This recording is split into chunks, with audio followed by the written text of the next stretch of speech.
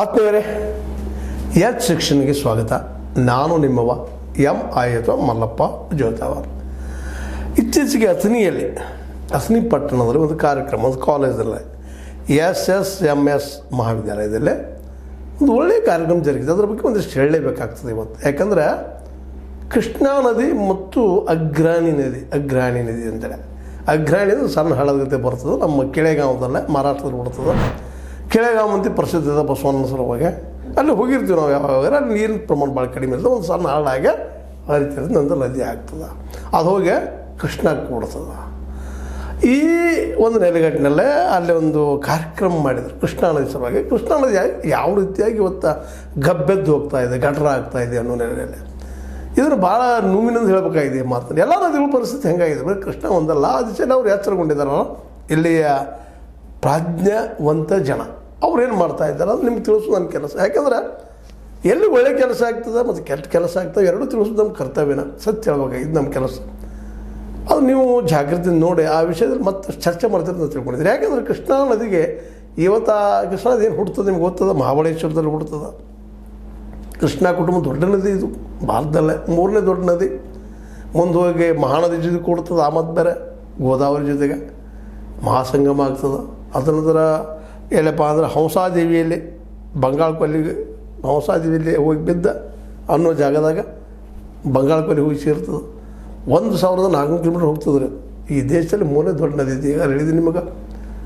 ಈ ನದಿ ಇವತ್ತೇನಾಗ್ತದಪ್ಪ ಅಂದ್ರೆ ಬ್ಯಾಸಿಗೆಯಲ್ಲೇ ಕರ್ನಾಟಕ ಮಹಾರಾಷ್ಟ್ರ ಬಿಟ್ಟು ಮುಂದೆ ನೀರು ಹರಿದು ಹೋಗೋದಿಲ್ಲ, ಬಂದಾಗಿಬಿಡ್ತದೆ. ಯಾಕಾಗೇನ? ಯಾಕಂದ್ರೆ ದೊಡ್ಡ ನದಿ ಇದು, ನೀರು ನಿರಂತರವಾಗಿ ಎಲ್ಲ ಕಡೆ ಹೋಗ್ಬೇಕಾಗಿದ್ದು. ಅಲ್ಲೆಲ್ಲ ಡ್ಯಾಮ್ಗಳು ಕಟ್ಟಿದ್ದಾರೆ, ಚೆಕ್ ಡ್ಯಾಮ್ಗಳು ಕಟ್ಟಿದ್ದಾರೆ, ಎಲ್ಲ ಮಾಡಿದ್ದಾರೆ. ಸಣ್ಣ ನದಿ ಅಲ್ಲ, ದೊಡ್ಡ ಡ್ಯಾಮ್ಗಳು ಕಟ್ಟಿದ್ದಾರೆ, ದೊಡ್ಡ ನದಿ. ಆದರೆ ಇವುಗಳಿಗೆಲ್ಲ ನಾವು ಏನು ಮಾಡ್ತಾ ಇದ್ದೀವಿ ಅಂದ್ರೆ ಇಲ್ಲೇ ನಮ್ಮೆಲ್ಲ ಕಸಗಳನ್ನು ಹಾಕಿ ಈ ಅದರಲ್ಲಿ ಶುಗರ್ ಫ್ಯಾಕ್ಟ್ರಿಗಳು ರೀ ಈ ಕೃಷ್ಣಾವದಲ್ಲಿ ಇವರು ಭಾಳ ಶುಗರ್ ಫ್ಯಾಕ್ಟ್ರಿ ಹಾಕೋದು, ಹೊಲಸು ನೀರಲ್ಲಿ ಅದಕ್ಕೆ ಬಿಟ್ಬಿಡೋದು. ಇಲ್ಲೂ ಗಣಪ್ರಭುದು ಹಂಗದ ರೀ. ಮತ್ತೆ ಯಾವ ನದಿಗೆ ಹೋಗ್ರಿ ಎಲ್ಲ ಕಡೆನೂ. ಶುಗರ್ ಫ್ಯಾಕ್ಟ್ರಿ ಮಂದಿ ದುಡ್ಡು ಸಾಕಷ್ಟು ಹೊಡ್ಕೊಳ್ತಾರೆ, ಲಾಸ್ ತೋರಿಸ್ತಾರೆ, ರೈತರು ಸರಿಯಾಗಿ ಬಿಲ್ಲು ಕೊಡುವಂಗಿಲ್ಲ ಈ ಮಂದಿ. ಅದ್ರ ನದಿ ಹೊಲಸು ಮಾಡೋದು, ಮತ್ತೆ ಹೊಲಸು ಮಾಡೋದು, ಅದನ್ನು ಅಗದಿ ಕೈ ಎತ್ತಿದ ಕೈ ಅವರು. ಈ ಕೃಷ್ಣಾ ನದಿ ಬಾಳೆನೂ ಅಷ್ಟೇ ಆಗಿದೆ ಈಗೆಲ್ಲ. ಅದರಲ್ಲಿ ಜಾಗೃತಿ ಮಾಡುವಂಥ ಕೆಲಸವನ್ನು ಅಲ್ಲಿ ಈ ಕೆಲವು ಜನ ಮಾಡಿದ್ದಾರೆ. ಅದರಲ್ಲೂ AT ರಾಮಸ್ವಾಮಿ BJP ಅವ್ರು ಇರ್ಬೋದು, ಅವರು ಮೂಲತಃ ಅದು ಒಳ್ಳೆ ಪ್ರಾಮಾಣಿಕ ಮನುಷ್ಯ. ಪರಿಸರಕ್ಕಾಗಿ ನಾವು ಅನ್ನೋಂಥ ಹೋರಾಟ ಮಾಡ್ತಾಯಿದ್ದಾರೆ. ಅವರಲ್ಲಿ ಬಂದಿದ್ದಾರೆ, ಅವರು ಈ ಸಂಘಟನೆ ಮಾಡ್ತಾಯಿದ್ದಾರೆ, ಜನರಿಗೆ ಜಾಗೃತಿ ಮಾಡಿಸ್ತಾ ಇದ್ದಾರೆ. ಕೃಷ್ಣಾ ನದಿ ಬತ್ತಿ ಹೋಗೋದು ಬೇಡ, ನಿರಂತರ ಹರಿಲಿ ಅನ್ನುವಂಥ. ಮತ್ತು ಅಗ್ರಾಣಿ ನದಿನೂ ಸಾಣದ ಹೋಗಿ ಕೃಷ್ಣಕ್ಕೆ ಕೊಡ್ತದೆ. ಬ್ಯಾಸಿಗೆಯಲ್ಲಿ ನೀರು ಇರೋದಿಲ್ಲ, ಅದನ್ನು ಸ್ವಚ್ಛ ಮಾಡಿ ಆ ನದಿನ ಮತ್ತೆ ಹುಟ್ಟು ಹಾಕಬೇಕು.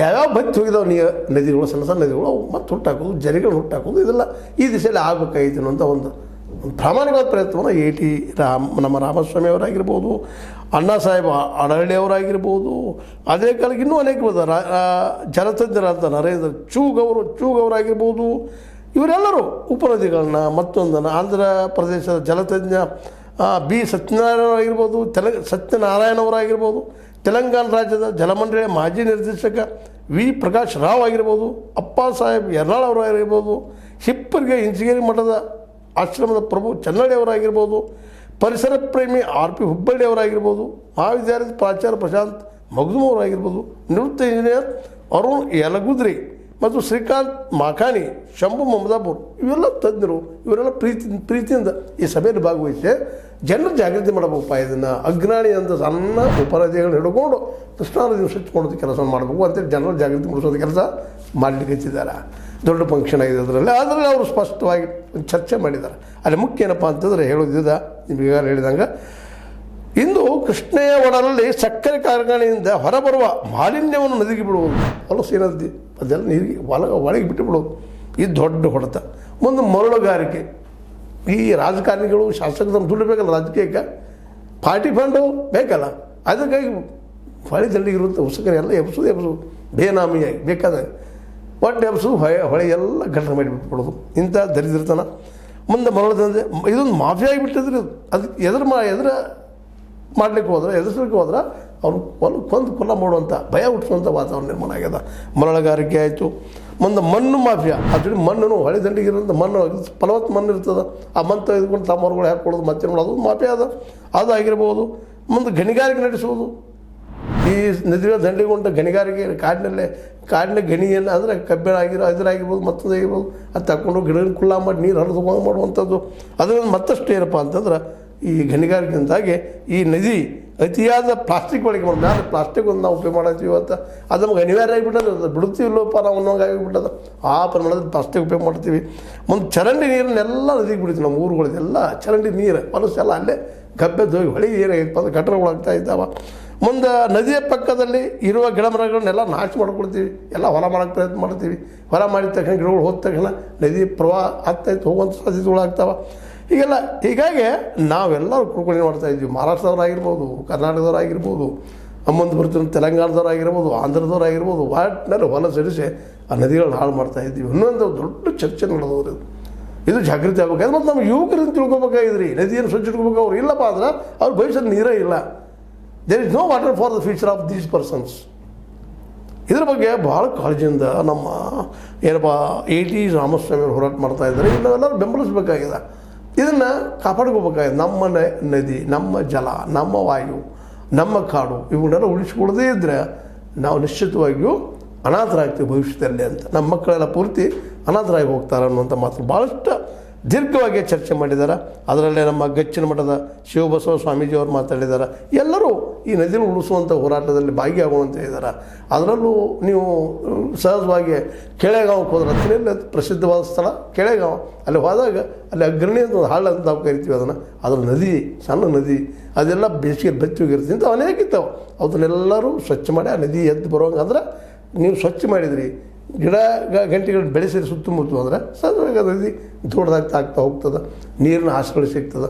ಇದರಿಂದ ಕೃಷ್ಣನೂ ಇನ್ನಷ್ಟೇ ಏನಪ್ಪ ಅಂದ್ರೆ ಬೇಸಿಗೆ ಸಹಿತ ತೆಲಂಗಾಣ ಆಯಿತು, ಆಂಧ್ರಕ್ಕೆ ಆಯಿತು, ಸಾಕಷ್ಟು ನೀರು ಸಿಗೋಂಗೆ ಆಗ್ತದೆ ಅನ್ನೋಂಥ ಚರ್ಚೆ ಭಾಳ ಮಹತ್ವದ ಆಗಿ ನಡೆದದು. ಈ ಭಾಳ ಮಹತ್ವದ ಚರ್ಚೆಯನ್ನು ಅಥಣೀಯ ಈ ಒಂದು ಏನಪ್ಪ ಅಂದ್ರೆ SSMS ಮಹಾವಿದ್ಯಾಲಯದವ್ರು ಮಾಡಿದ್ದಾರೆ. ಅವ್ರನ್ನ ಎಷ್ಟು ಧನ್ಯವಾದ ಹೇಳಿದ್ರು ಕಡಿಮೆ.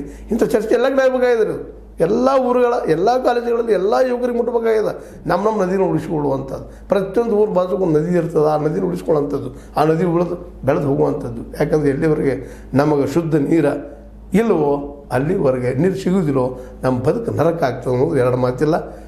ಗಾಳಿಯ ನಂತರ ನೀರು, ನೆಲ ಇವೆಲ್ಲ ಭಾಳ ಮಹತ್ವದ್ದು ಮತ್ತು ಖನಿಜಗಳು ಮಹತ್ವದ್ದು. ಅದಕ್ಕಾಗಿ ಎಲ್ಲ ದಿಶೆಯಲ್ಲಿ ಈ ರಾಜಕಾರಣಿಗಳ ಮೇಲೆ ನಾವೆಲ್ಲ ಕೆಂಗನ್ನು ಇಡಬೇಕಾಗಿ, ಬರೀ ಕನ್ನಲ್ಲ ಕೆಂಗನ್ನು. ಯಾಕೆ ನಮ್ಮ ಗುಡ್ಡುಗಳು ಖಾಲಿ ಮಾಡ್ತಾರೆ, ಹೊಲಗಳನ್ನು ಖಾಲಿ ಮಾಡ್ತಾರೆ, ನದಿಗಳನ್ನು ಖಾಲಿ ಮಾಡ್ತಾರೆ, ನದಿ ಹೊಲ ಸಿಡಿಸ್ತಾರೆ. ಅದಕ್ಕೂ ಯಾವ ಪರ್ಯಾಯವಾದ ಕಾರ್ಯಕ್ರಮ ಹಾಕ್ಕೊಳ್ಳೋದಿಲ್ಲ, ಬರೀ ಪರ್ಸೆಂಟೇಜ್. ಈ ಪರ್ಸೆಂಟೇಜ್ ಜನ ಇವ್ರು ನಿಮಗೆ ಬೇಕಾ ಇಂಥ ನಾಯಕರು ಅಂತೇಳಿ ಪ್ರಶ್ನೆ ಮಾಡೋದು ಬಂದದ್ರಿ. ಯಾಕಂದ್ರೆ ಇಂಥವ್ರಿಂದಾಗಿ ನಮ್ಮ ನದಿ ಉಳಿಯೋಂಗಿಲ್ಲ, ಕಾಡು ಉಳಿಯೋಂಗಿಲ್ಲ, ಗುಡ್ಡು ಉಳಿಯೋಂಗಿಲ್ಲ, ಮುಂದೆ ಗಿಡಗಳು ಉಳಿಯೋಂಗಿಲ್ಲ, ಖನಿಜ ಉಳಿಯೋಂಗಿಲ್ಲ. ಎಲ್ಲದಕ್ಕೂ ಮಾಫಿಯಾ ದುಡ್ಡು ಇಸ್ಕೊಂಡು ಮಾಡ್ಕೊಡೋದು. ಹೊಳೆ ದಂಡಿ ಉಸುಕಂತ ಮೊದಲು ಉಳಿಯೋಂಗಿಲ್ಲ. ಎಲ್ಲ ನದಿಗಳು ಪರಿಸ್ಥಿತಿ ಇದ್ದಾರೆ ಇವತ್ತು. ಇದಕ್ಕೆಲ್ಲ ಕಾರಣೀಕರ್ತರು ಈ ಮಹಾನ್ MLAಗಳು, ರಾಜಕಾರಣಿಗಳು, ಅವ್ರ ಜೊತೆ ಅಧಿಕಾರಿಗಳು, ದುಡ್ಡು ಮಾಡೋಕ್ಕುವಂಥ ಹಪಾಪಿ ಜನ ಅಂಥೇಳಿ ನಾವು ಮತದಾರರು ಏನು ತಿಳ್ಕೊಳ್ತೀವಿ ಅಂತ. ಮತದಾರರು ಎಲ್ಲಿವರೆಗೆ ಜಾಗೃತಿ ಆಗೋದಿಲ್ಲವೋ ಇವಕ್ಕೆಲ್ಲ ಪರಿಹಾರ ಇಲ್ಲ. ಆ ಮತದಾರ ಯಾರಪ್ಪ ಅಂದರೆ ಇವತ್ತಿನ ಕಲಿತ ಯುವಕ. ಆ ಯುವಕರು ತಮ್ಮ ಮನೆಗಳಿಗೆ, ತಮ್ಮ ಸಂಬಂಧಿಕರಿಗೆ ಎಲ್ಲ ತಿಳಿಸಿ ಹೇಳಿ ಇದು ಅಲ್ಲಪ್ಪ ತಪ್ಪು ಅಂತ ಹೇಳುವಂಥದ್ದು. ಅವರಲ್ಲಿ ಯಾರಾದರೂ ಈ ಮರಳುಗಾರಿಕೆ ದಂಧೆ ಮಾಡೋದಾಗಲಿ, ಮತ್ತೊಂದು ಮಾಡೋದಾಗಲಿ, ಕಾಡು ಹೊಡಿಯೋದಾಗಲಿ, ಕಲ್ಲು ಹೊಡಿಯೋದಾಗಲಿ, ಗಿಡ ಕಡಿಯೋದಾಗಲಿ, ಕಡಿದು ಎಬ್ಬಿಸೋ ಜನ ಇದ್ರೆ ಎಚ್ಚರಿಸ್ಬೇಕಾಗ್ಯದ. ಇಲ್ಲಪ್ಪ ಅಂತಂದ್ರೆ ನಾಳೆ ನಿಮ್ಮ ಭವಿಷ್ಯ ಏನಪ್ಪ ಅಂತ ನೆನೆಸ್ಕೊಂಡ್ರು ಭೀಕರ ಅನ್ನಿಸ್ತದೆ. ಯಾಕಂದ್ರೆ ಕೃಷ್ಣಾದಂಥ ದೊಡ್ಡ ನದಿ ಇವತ್ತು ಪಾಪ ಬೇಸಿಗೆಯಲ್ಲಿ ಬರಡಾಗಲಿಕ್ಕಿರ್ತದೆ. ನಾವು ಸಾಕಷ್ಟು ನೋಡಿದ್ದೀವಿ ಕೃಷ್ಣನ ಬೇಸಿಗೆಯಲ್ಲೇ ಆ ಒಡಲು ಖಾಲಿಯಾಗಿರ್ತದೆ.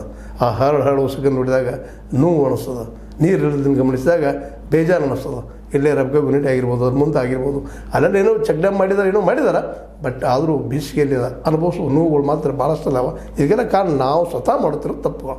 ಈ ದಿಶೆಯಲ್ಲಿ ನಮ್ಮ ಅಥಣೀಯ ಈ ಒಂದು SSMS ಮಹಾವಿದ್ಯಾಲಯಕ್ಕೆ ನಾವು ಮತ್ತೊಂದು ಥ್ಯಾಂಕ್ಸ್ ಹೇಳ್ತಾ, ಇಂಥ ಕಾರ್ಯಕ್ರಮ ನಡೀಲಿ, ಎಲ್ಲ ಕಡೆ ನಡೀಲಿ ಅಂತ ಮತ್ತೊಂದು ಬಯಸ್ತಾ, ಇದು ನಿಮ್ಗೆ ಲೈಕ್ ಆಗಿರ್ಬೋದು, ನಾನು ತಿಳ್ಕೊಂಡಿದ್ದೀನಿ. ಲೈಕ್ ಮಾಡಿ, ಶೇರ್ ಮಾಡಿ, ಕಾಮೆಂಟ್ ಮಾಡಿ, ಜೊತೆಗೆ ಸಬ್ಸ್ಕ್ರೈಬ್ ಆಗೋದು ನಿಲ್ಲಿಸ್ಲಿಕ್ಕೆ ಹೋಗ್ಬಾರ್ದು. S60 ನ್ಯೂಸ್ ಅರ್ಥಾತ್ ಸೀತಾರಾಮದ ಸತ್ಯದ ಕೈಗಳಲ್ಲಿ ವಂದನೆಗಳು.